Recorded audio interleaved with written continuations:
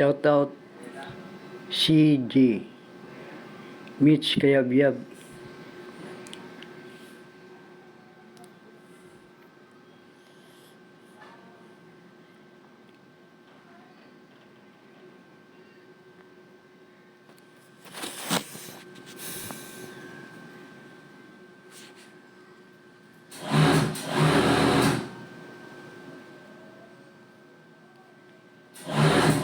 Daw po. Oh. Ito po may bagong ano rito. Oh. Oh, mga kababayan. Oh. Oh, someone is prophesying about the Philippines. Falsely.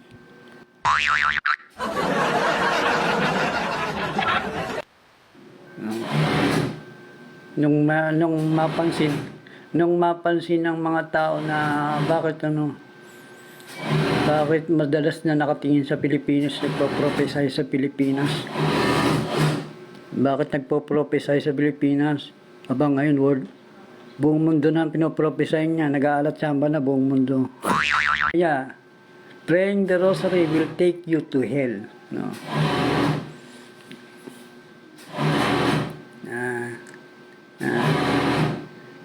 Ganyan talaga mga anti-Catholic eh. Ganyan ang mga kaisipan ng halatang anti-Catholic anti-Catholic.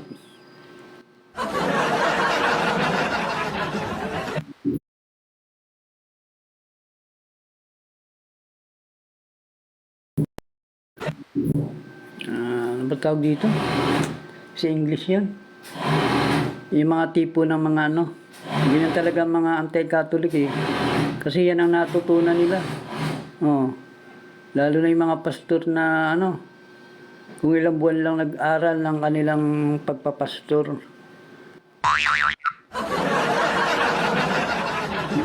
Aral ng pastor, nangangaral na yung mga yan. Diyos ko po, patatawarin. Ganyan nga sasabihin, yung nanggaling sa memorya nilang sita sa Bible, no? Yung mga pinaguhula nito, galing sa minimorya niyang sitas ng Biblia, yung sinasabi niyang in the last days, so many people will prophesy. Nasa Bible yan eh. Yan ay likha ng inyong mga kaisipang minimorya galing sa Bible. May nangyayari na, brother. Matagal na. Matagal na nangyayari, brother. Brother, it is already happening sa buong mundo, worldwide. It is already happening worldwide. Matagal na kahit panahon pa ng mga apostol, it is happening.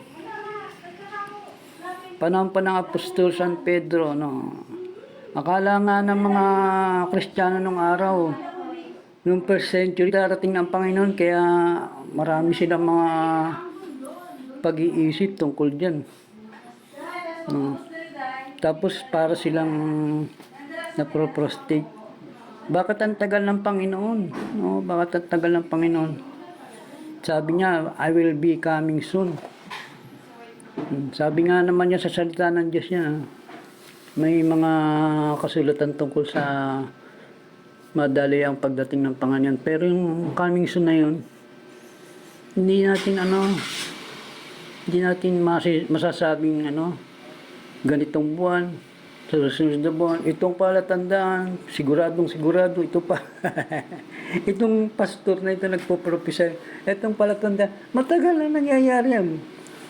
Salot, lindol, mga salot, mga lindol, mga nakamamatay na mga salot, sa mga disaster, pagbaha, mga gera. Matagal na nangyayari yan. Sus Mariusip to mga pastor na ito na likha ng kanilang mga kaisipang Kaysa, sabi nga nung isang kasama natin sa apologetic, likha ng kanilang discursive thoughts. Ibig sabihin na yung mga malikot na mga imahinasyon.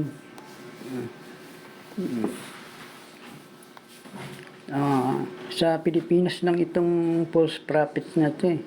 Sabi niya, beginning, ending October, November, ending of the month of October and November, December, there will be so and so, sabi nga na niya. Nag-ending yung October, palso yung sinabi niya, yung October. November pala, last day of the month of November. Asan yung wala namang nangyayari. Tinatakot lamang ang mga tao nitong mga bulaang propeta na ito.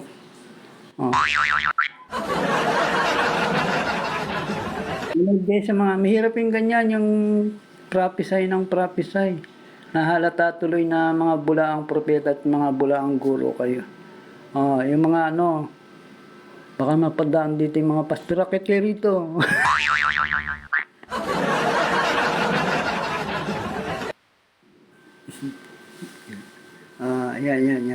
Yan. Praying the rosary will take you to hell. Sabi. Yung mga counter sa rosary, akit kayo.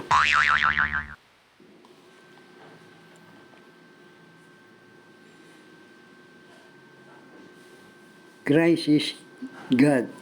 Okay. Good morning, Brad. Christ is God.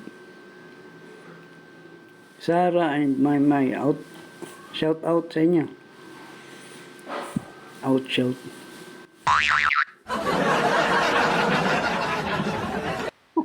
Out shout.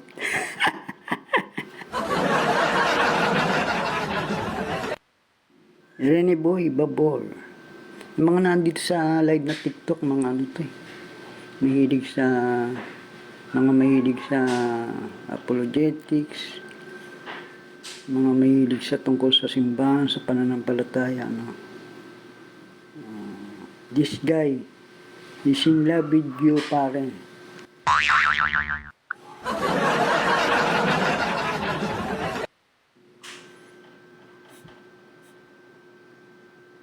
Dito, this guy, this false prophet is in love with you.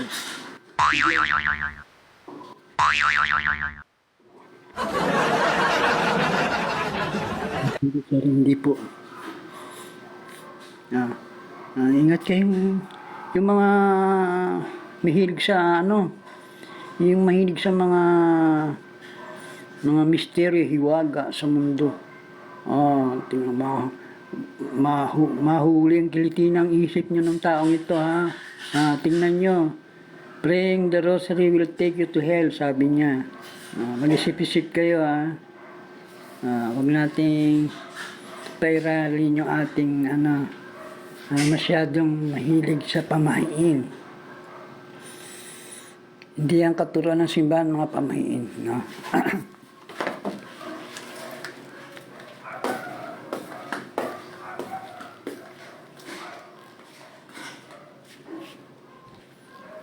Hindi katuruan ng simbahan ng pamahiin. Naalala ko tuloy yung isang giling. Abay, makinig daw ako. Makinig ka muna. Ang pinag-uusapan nila, pamahiin. Makinig ka muna.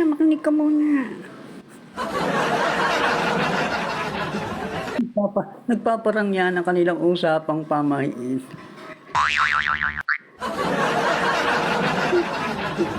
Makinig ka muna. Nag-uusapan nila tungkol sa pamahiin. Mga kababayan, no? Hindi po tinuturo ng simbahan ng mamahiin ka. Yung mga maniwala sa pamahiin. No?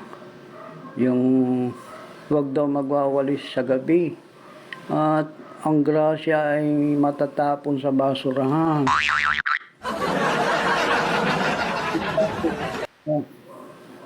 Pagka pagka natutulog ang magulang mo, wag mong lalakdangan, masama yun.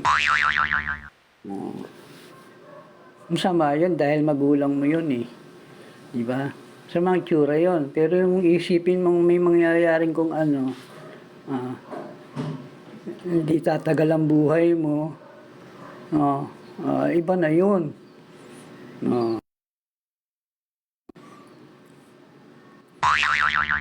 Napindot ko yung kwan. Daw po, good morning sa inyo. Pag-usapan natin yung sari-sari dito. Shoutout kay Rose Bautista. Mga kaisipan natin tungkol sa pananampalataya. Ano pong page ang ating ano dito? This is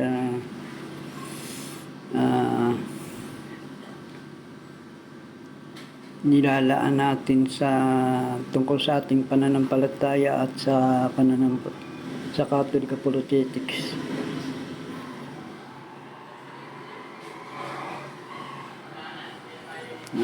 May tao. May tao. Kappa cute. Blessed Sunday. Brad, kumusta ka na? Kappa cute. Itong ating dito tayo nagla-live tayo dito. Mahirap tayong kundi ginagamit natin to sa tungkol sa pananampalataya, evangelization, tsaka pagpapahayag ng pananampalatayang Katoliko. Yun ang ating purpose dito sa mga social media eh. Hindi lang para tayo magkaroon ng pagkakalibangan. Balik tayo sa pinag-uusapan nating false prophet na to. Yung mga taong mahilig sa mga misteryo, iwaga, baka mahuli ka ng bitag ng mga ganitong mga tao. Marami na pala ngayon mga Aprikano mahilig sa mga ganyan. Mga prophecy. Lumalabas ng mga false prophet lang naman. Mga false prophet. Mga false teacher mga hindi naman sila sinugo ng Diyos. Itong mga ganitong tao, hindi sinusugo ng Diyos ito. Anong palatandaan na hindi sinusugo ng Diyos ito? Kalaban ng simbahang Katoliko. Kalaban ng simbahang Katoliko. Maganda sana naman lang kung hindi simbahang Katoliko ang kinakalaban nito very evident that these people are not being sent by God. Hindi sinugo ng Diyos ang mga taong ito. Ang dami ng mga Amerikano, this guy, itong nasa ating kwan, this is a Cameroonian, siya na African, African na nagpunta ng Amerika at doon ay namamahayag ng kanilang mga katuroang fundamentalista. Yung masyadong fundamental, tapos ay nahaluan ng mga kung anong mga kaisipan na nanggaling sa kanilang nalugaw na isip tungkol sa maling pananampalataya. Medyo mag-ingat tayo. Maraming mga ganyang mga pananampalataya, mga mali tuloy. Sabagay, mali talaga. Mga false churches. Numbering about 40,000, 50,000 na yata. Biro niyo po yan. 50,000 na mga maling simbahan, iglesia, maling simbahan. Maingay.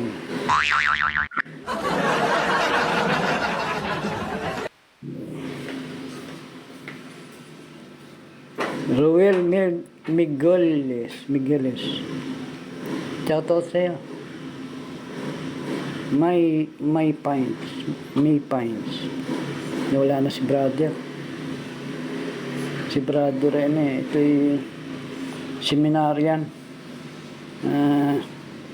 Yung isang seminary na padaan. Nagla-live din ito eh. Baka nagla-live na ito. No. Hindi tayo makapasok sa mga live ng mga ating mga kapwa Katoliko. Kasi tayo ay nandito sa ating area ng hanap buhay. Maingay dito, makakagulo lang tayo. No. Pag pumasok ako, siyempre sasabihin na, sining maingay? Ang ingay. Hindi tayo magkakaintindihan dito, nakaka-distract ng pag-uusap. Naturalmente, makakagulo tayo kaya na. Hindi naman tayo pwedeng pumasok tapos ay hindi naman tayo iimik. Makakasikip lang tayo doon sa siyam yata yan, pinakamarami siyam, 10 na visitor sa loob ng live. Yung tayo ay magsa-silent lang doon, sayang lang. Kaya tayo ay madalas tayo ay nagsisin lang. O kaya ay yun, nasa baba lang tayo. Hindi tayo masyadong nakikinig lang tayo. Madalas nga ano lang tayo asin lang tayo. Ano po? Ang sabi naman ng mga ating mga pangs, no? Yun. Mga pangs.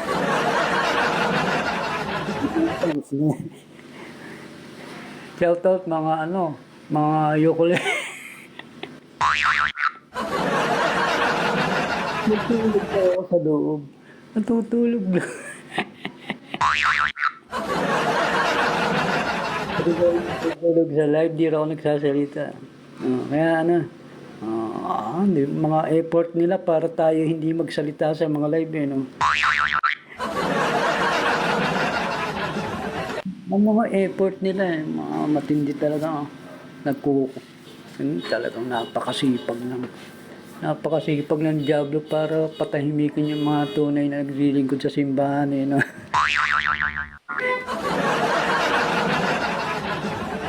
Ang mga effort nila kaya alam niya na po kaya tayo ay hindi napasok sa mga live yung mga baka pasok kayo dito I have two eggs tuloy. Meron tayong oras at panahon ngayon. Nakakasingit tayo ng panahon ngayon. Baka mamaya tayo ay magsimba na. Physical lang ating pag-attend.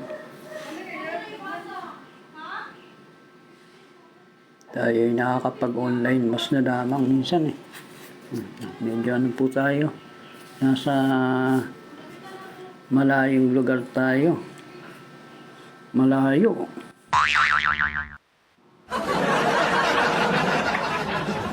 Hindi tayo ng palayo, no? Wala naman tayong service. Kung may service, tayo we're gonna reserve. May service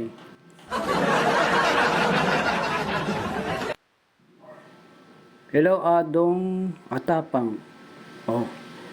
Adong Atapang. Blessed Sunday, Brad. Soro.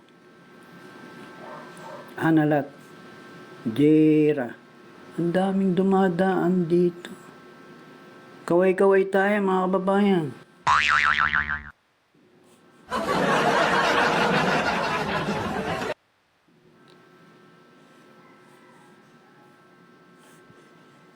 Parang awa nyo na.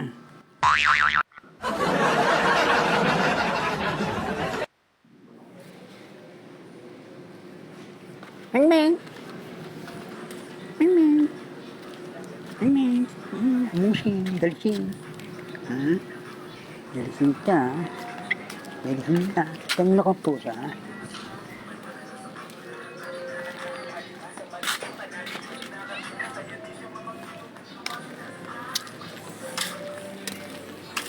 wala yung ating rito. Mga bossing. Siguro nagsamba.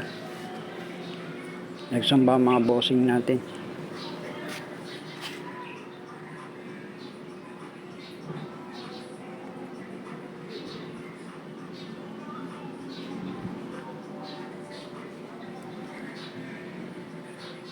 Ah, that is the this is ah, this is the place ang ating lugar ngayon. Ayan, very very silent. Very silent pa. Ayan.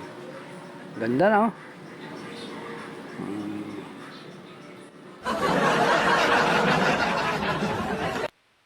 Parang tahimik no?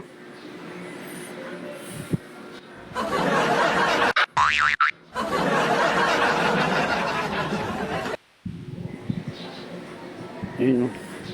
May isang bahay dun. No? Yun, maganda oh. Ay, ganda tuloy. Hindi ganda eh, parang abandon.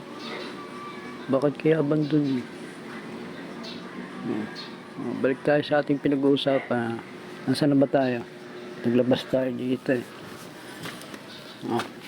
Kasi kanina nasa loob tayo eh.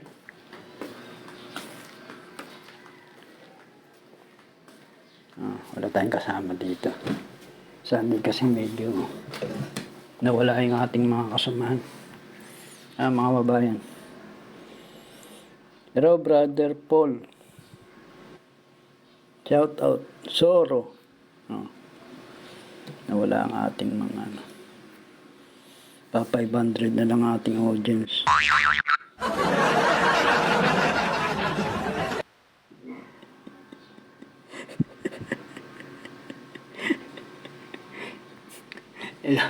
Hello po. Pasok kayo mga kwan. Yung mga ating mga kwan.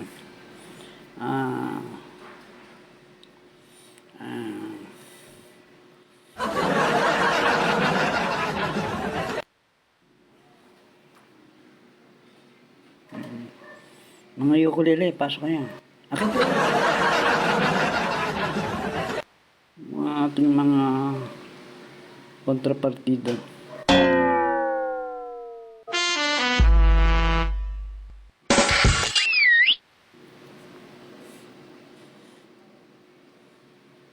Nawala na siya na. Ano ang pangalan na? Nakakalimutan natin si Kwan. Yung isang RO din kausap yung isang mga defensor kahapon.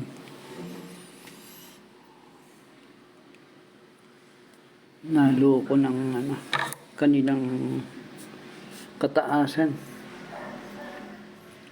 Ang tao pagka sarili ng naluloko, mahirap na.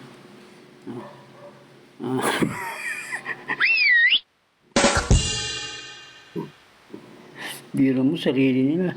Sarili nilang naluloko pa.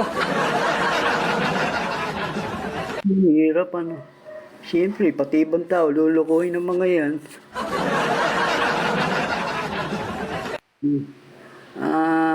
Tayo ay maging tapat sa sarili natin para hindi nabubulag ang ating sarili. Ano ba? Nasa 13 ng ano ba yan? Ng Revelation. Sa mga huling araw daw,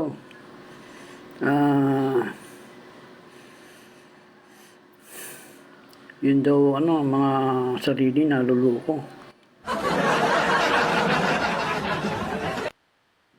Tama ba yun? Tamli. May pumapasok. Someone wants to co-host. Arabo ito. If you will join, double tap on share.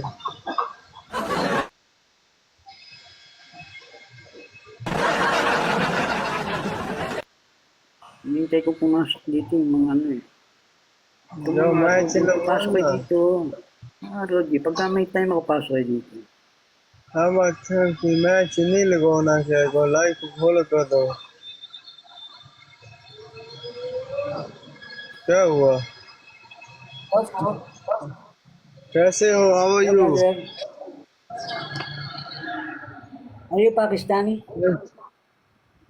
और सुनाओ कहाँ कौन सी country Pakistani? हाँ जी हम अल्हम्दुलिल्लाह You are Pakistan. Pakistani अल्हम्दुलिल्लाह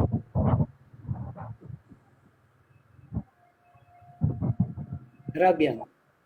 Okay. Oh my God. You want to play games? Sorry, I don't play games. आपके पास कौन पड़े हुए फूल फ्लावर वगैरह?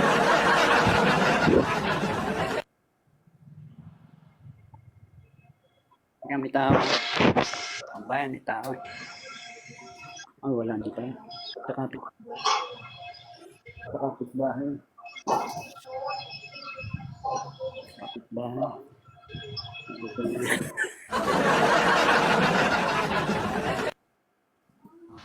बड़े हंस रहे हो आप। Hey guys, मैच लगाओ ना मैच यार। hello. हाँ जी बोलो ना। Match? I don't play. No match, no voice match. Match. I'm just being, mm,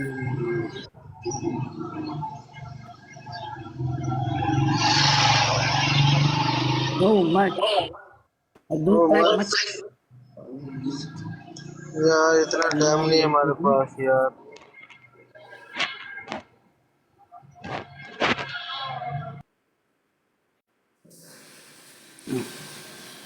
Mga gustong maglaro ng sa TikTok. Paramihan ng mga hindi tayo mananalo diyan. Mananalo diyan. Wala lang ng mga detractor. Mananalo siguro ako. Kita, paramihan ng detractor. Baka tayo manalo diyan. Manalo diyan.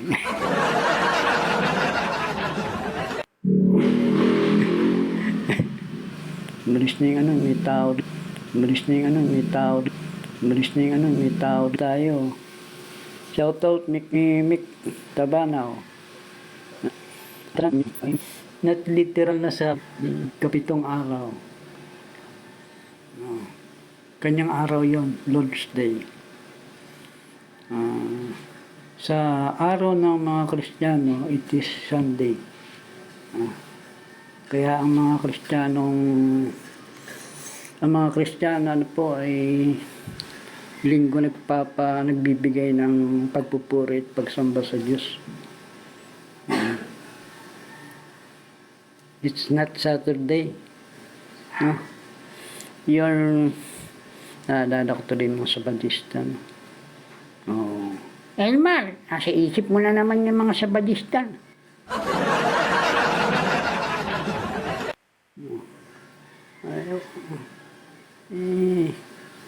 Given na po yan kasi tayo po ay naglilingkod sa sa ministeryo ng apologetics. No, wala kayong kaya ako hindi ko masisisi mga yung mga apologista. Ganyan talaga mga apologista. No, pero ang apologista ang apologetics po ay another level ng branch ng theology na ang pag-aaral po nito ay tungkol sa pagtatanggol sa pananampalatayang Kristiyano. No? Ito po ay branch ng theology tungkol sa pagtatanggol sa pananampalatayang Kristiyano. No? Sabi ng iba talagang itong masasamang espiritong ito na kinalat sa mundo, sari-sari ang mga kinakalat na po. Lahat na lang naggawa ay ng mga nasa simbahan.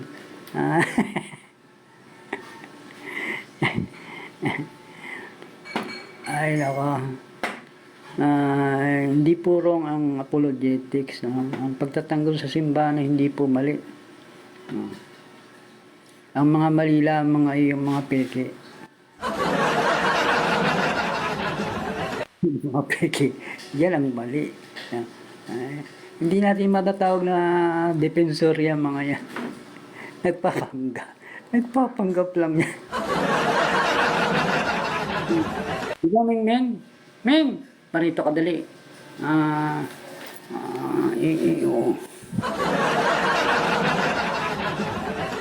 There's no wrong about the Catholic apologetics. No? Catholic apologetics. Pag sinabing Catholic, it is about Catholic. No? Pag sinabing Catholic, it is about the Christian religion that is being uh,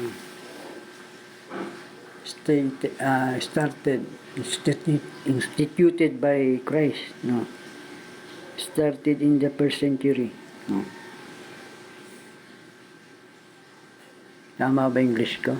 Huh? Hello, Mek. Ano po? Hindi po mali ang pagtatanggol sa pananampalataya. Kahit nga ang Panginoong Hesukristo nagtanggol din sa pananampalatayang inalalahad niya eh. Si San Pablo, si San Peter, no? Yung mga leader simbahan ng araw, pinagtanggol nila ang pananampalataya nila kasi sila ay naharap sa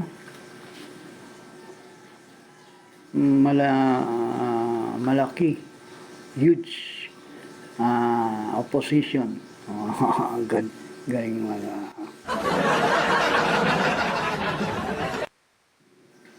galing sa mga galing saan? Galing saan? Alam nga galing sa Katoliko rin. Aba, that is self-defeating Self-defeating yun. Ibig sabihin nun, hindi totoo yung Katoliko. Pagka nanggaling di sa Katoliko, ang kukontra sa Katoliko, no?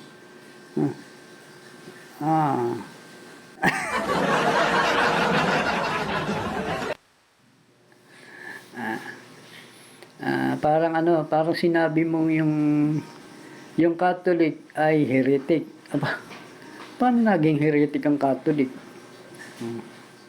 Pag heretic ka, you're not Catholic. Simple as that lang yan. Kaya meron tayong tinanong kahapon. No? Akala ko, iba isasagot eh. Tama lang yung sinabi niya. Pasang-ayon lang natin kasi Katoliko siya. Tinanong ko, kung ang isang Katoliko ay mayroong 1/8 na pananampalatayang Katoliko tapos 7/8 na paniniwalang eretiko, Katoliko pa ba siya? Meron kasi mga ganyan ngayon eh. Ano po, sa dami-dami kasi ng napakaraming mga eretikong naglabasan ngayon. Sabi nga natin ay almost 50,000 false churches. Ito po, false churches. Biro niyo yan. Hirap imikin, ano? False churches.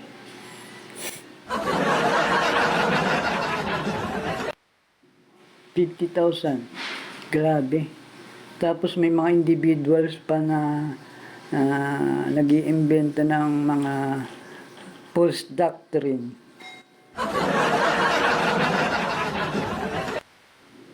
Wala na. Pag mahina ang paniniwala at pananampalataya ng tao, wala na. No? So, tayo ay kumapit sa simbahan. No? Simbahan. No, ang diablo ay maraming inimbento na mga kung ano-anong mga salita na panglilito sa mga mananampalataya, no? Kaya yung apologetics, no? It is not wrong. Yung pagtatanggol sa pananampalataya, it is not wrong. Ang mali ay magpanggap kang ikaw ay defensor at nagtatanggol sa pananampalataya, no? Yun ang mali. Pero yung nagtatanggol ka, tama yan. No? Sabi ng iba, pinagkakalat pagka daw yung ang Katoliko ay maingay, nagbiblia, hindi raw Katoliko yun, born again daw. Nag-Bible lang born again ang Diablo talaga, ang daming kalito ang pinalaganap yun. Kinalat. Ang daming kinalat ng Diablo for almost maraming taon na, no? Kasabay ng mga sekta-sektang yan, no? Sabi nga natin, dami nila. May mga individuals pang mga maarte, nag-iinarte ng kung ano-ano. Nagkakalat ng mga false doctrine. Ay, wala na talagang ano. Kaya para tayo makasigurong tama ang ating pananampalataya, makinig tayo sa mga otoridad ng simbahan kasi yan ang yan ang iniwan ng Panginoon Kristo para magturo sa tao. No? Ano ba yung simbahan? No? Ang simbahan, siyempre nandun yung iniwan ng Panginoon. Ano yung simbahan? No? Simbahan ay naandun ang mga pari, madre, sari-saring mga organization sa simbahan. Yan ang mga nagsisipagturo ng pananampalatayang Katoliko. Ano po?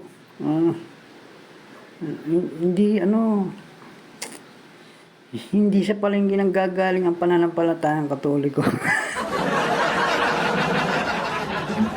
Itong mga wag natin ng konting ating ulot para magsitalsikan yung duming na, baka sakaling magtalsikan yung duming nasa kaisipan natin kasi sabi nga natin, napakarami nating nakakasalamuha sa mundo na ganyan. No? Medyo gamitin natin yung ating common sense. No? Ako po, common sense. Siyempre, common. Pangkaraniwan. Yung gamit ng tao. Ano yung common sense na yun? Gamitin natin yung common sense. Yung common sense, ibig sabihin, common. Pangkaraniwan. Pangkalahatan. Sentido, common sense. Ano yung common sense ng tao? Pandama, panlasa, ang pantingin, pandinig, pangamoy. Yan mga sentido, ang mga senses ng tao. Ano po? Yan ang senses ng tao. Gamitin natin yan. Pinagkaloob sa atin ng Diyos yan para gamitin natin. Regalo sa atin yan Dapat ay ginagamit natin sa kabutihan. Hindi natin dapat niloloko ang sarili natin.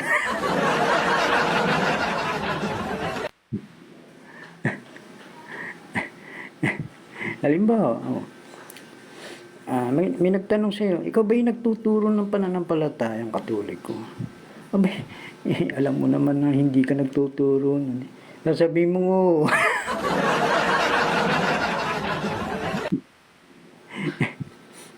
Ano po, mga Gen Z, mga gamitin natin ng yung mga matatalino dyan sa universidad pa naman nagsisipag-aral, Gen Z, mga millennials. Yung mga millennials, ano po, lalo na yung nag-aaral sa Catholic University,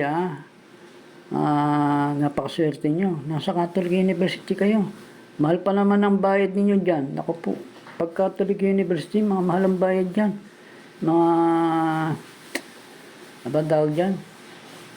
Mga first class, mga ano ba tawag yun?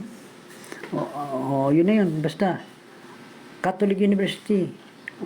Magagaling ang mga turo dyan. No? Lalo na may mga hindi mawawala ng katuruan ng simbahang Katoliko, pananampalatayang Katoliko dyan.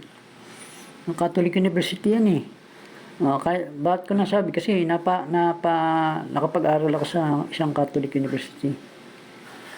Prerequisite dyan ang pag-aaral ng subject ng tungkol sa pananampalatayang Katoliko. Hindi mawawala dyan. Simula elementary hanggang kolehiyo. Curriculum yan dyan. No? Kaya, huwag niyo sayangin pagkakataon yung matuto ng kayong mga millennials tsaka Gen Z, no? Huwag niyong sayangin pagkakataon yung matuto ng tungkol sa pananampalatayang Katoliko. At pagka natuto kayo, gamitin niyo ng maayos. Huwag niyong gagamitin sa kahangalan. Ang pagiging Katoliko niyo. Kagaya ng isang, yung defensor Katoliko na matanda na ngayon, nag-aaral pa naman sa UST. Opo, UST is Pontifical University. Catholic University yan eh. Hindi mo mawala ng katuroang Katoliko dyan, no? Nag-aaral ka pa naman dyan, pagkakataon mong matuto. Pero itong matandang itong naging defensor ng INC. Ang laking hangal. Naku po, Diyos ko po.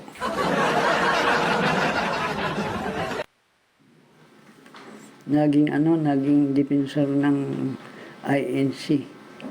Na Kristong tao. Si Kristo naging tao.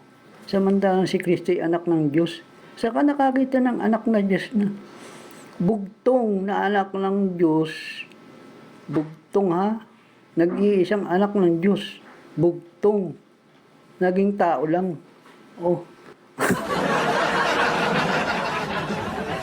Bugtong nga nag-iisang. Yung pangalan nung nag-aral sa UST niyan, Defensor Katoliko. Sabi ko pangalan.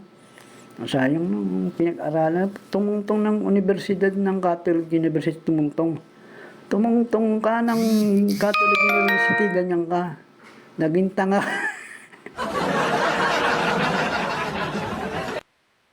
Hindi.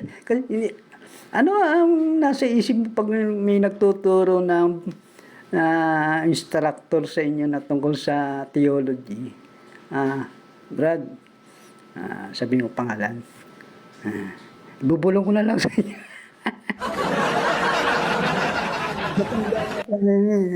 Kaya lang talagang, yung, yata to, diakono na ata ngayon to. Naging defensor ng Iglesia ni Cristo. Pero diakono lang siya, naging defensor din siya kasi nagtatanggol siya sa pananampalataya ng INC, Iglesia ni Kristong Tao. Iglesia ni Kristong Tao ang pinagtatanggol niya, samantalang si Kristo ay anak ng Diyos. Bugtong! Bugtong! Alam niyo ba yung bugtong? Nag-iisa. Nag-iisang anak ng Diyos yun, bugtong.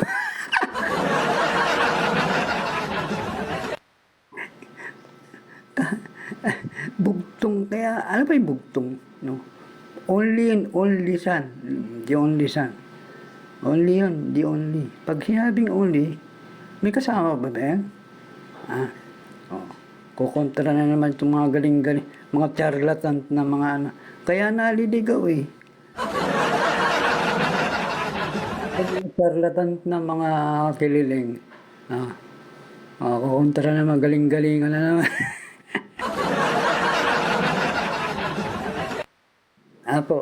Pag sinabing bugtong, ano yun? Kaya nga bugtong. Medyo malalim na Tagalog na, pero sa mga nag-iisa yan, ibig sabihin, the only son.